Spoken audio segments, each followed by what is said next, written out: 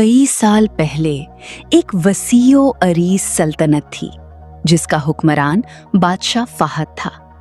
वो एक ताकतवर मगर सख्त मिजाज बादशाह था। उसके महल की शानो शौकत दूर दूर तक मशहूर थी, मगर उस महल के बारे में एक अजीब बात भी मशहूर थी। वो महल रात के वक्त मुकम्मल खामोश हो जाता था। लोग कहते थे कि महल में कोई राज छुपा है।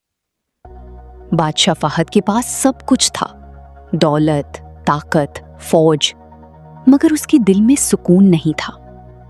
वो अक्सर रातों को जागता रहता और महल की लंबी राहदारियों में अकेला घूमता रहता।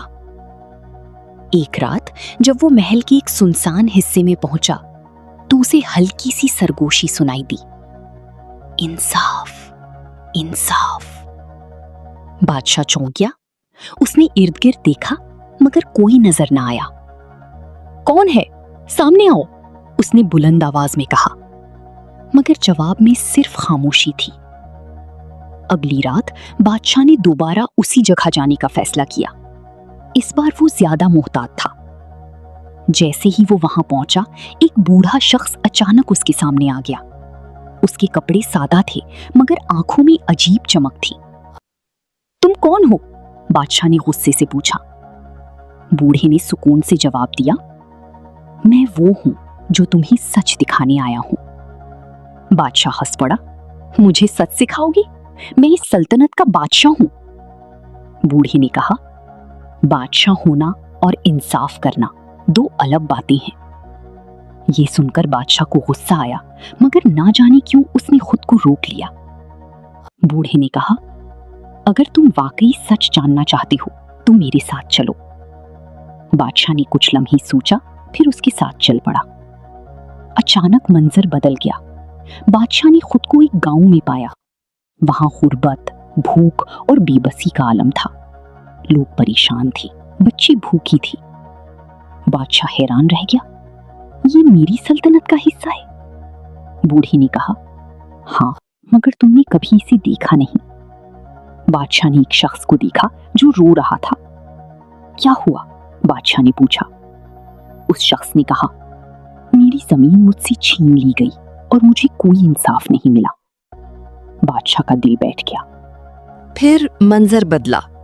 अब वो एक शहर में थे जहां अमीर लोग ऐशो अशरत में जिंदगी गुजार रहे थे, जबकि गरीब लोग सड़कों पर पड़े थे। बूढ़े ने कहा, तुम्हारे वजीर और अहलकार तुमसे सच छुपाते हैं। वो तुम्हारे नाम पर जुल्म करते हैं। बादशाह खामोश हो गया। उसे अपनी गलतियों का एहसास होने लगा। अचानक बादशाह ने खुद को एक अंधेरे कमरे में पाया। वहां एक आवाज गूंजी, फाहद, तुमने अपनी रियाया के साथ क्या किया? बादशाह घबरा गया। मैंने हमेशा अपने मुल्क के लिए अच्छा सोचा। आवाज ने कहा, सोचना काफी नहीं, अमल जरूरी है। बादशाह के सामने उन तमाम लोगों के चेहरे आ गए जिन पर जुल्म हुआ था। वो चीख उठा, मुझे माफ कर दो। अचानक बादशाह की आंख खुल गई। वो अपने महल में था। पसीना उसके माथे पर था।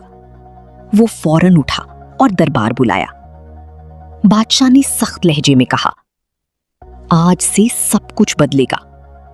उसने हुक्म दिया, तमाम शिकायत बराहे रास्त सुनी जाएंगी।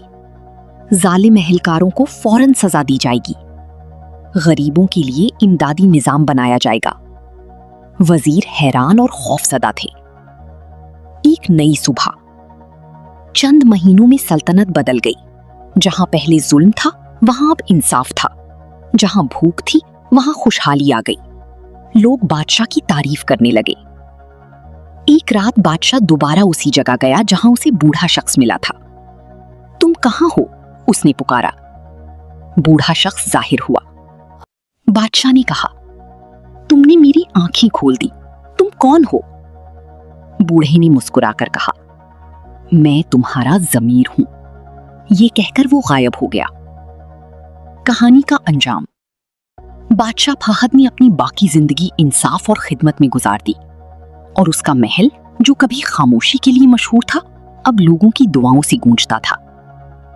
सबक: इंसान का सबसे बड़ा उस्ताद उसका अपना ज़मीर होता है, अगर वो उसे सुनने की हिम्मत रखता हो।